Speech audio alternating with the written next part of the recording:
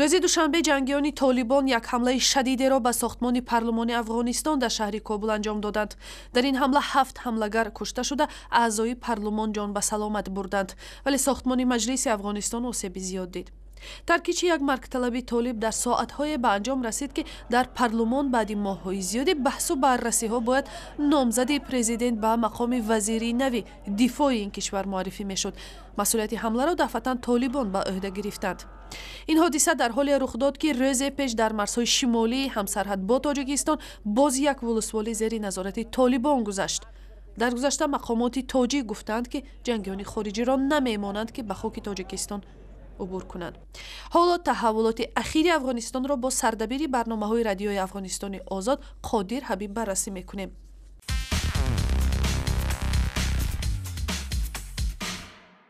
سلام آقای حبیب، خواهش میکنم تفصیلات و هم پیامدهای حمله جنگیان به ساختمان پارلمان را بگویید.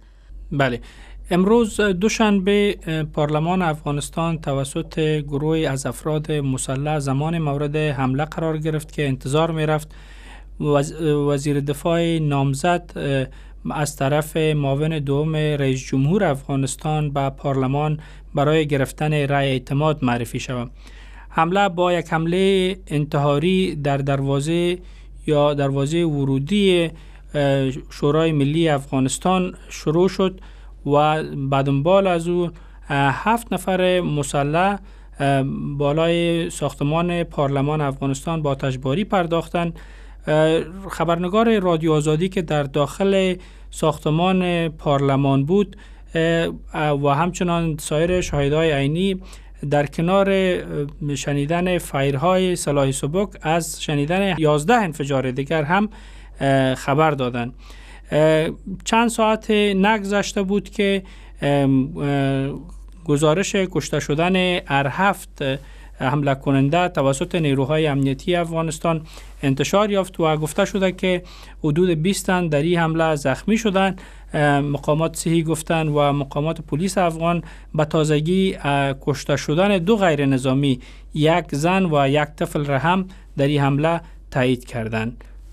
وضع در شمال حالا چطور است؟ دشت ارچی از دیروز به این زیر نظارت طالبان گذشته است؟ بله، پیش از این در ولسوالی چهاردره طالبان تانستند که این ولسوالی را بگیرن و تحت تصرف خود در بیارن که بعد دنبال آن نیروهای امنیتی از اعزام سربازان بیشتر به منطقه خصوصا در این ولایت نارام شمال شرق افغانستان خبر دادند، اما خبر تا هنوز از زیاد نگذشته بود از اعزام نیروهای تازه نفس که طالبان تانستن ولسوالی دشت ارچی را هم به تصرف خود بیارن.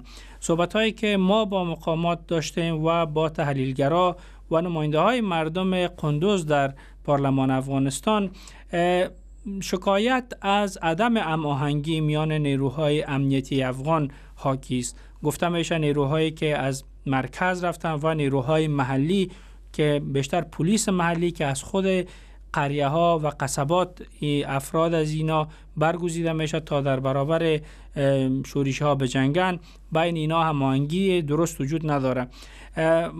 کارشناسا به این باور هستند که اگر هماهنگی درست بین نیروهای امنیتی افغان به وجود بیاید، اینا میتونن که جلو پیشروی شورش‌های مسلح و طالبان در مجموع در ولایت شمال افغانستان بخصوص در ولایت قندوز بگیرن که به گزارش خبرنگار رادیو آزادی از قندوز حالا طالبان مسلح از ولسوالی دشت ارچی به ولسوالی خواجه‌غار ولایت تخار حملات را آغاز کردند و این ولایت همجوار حال تهدید میکنند. تشکر. به سوال‌های رادیوی آزادی قادری حبیب پاسخ داد.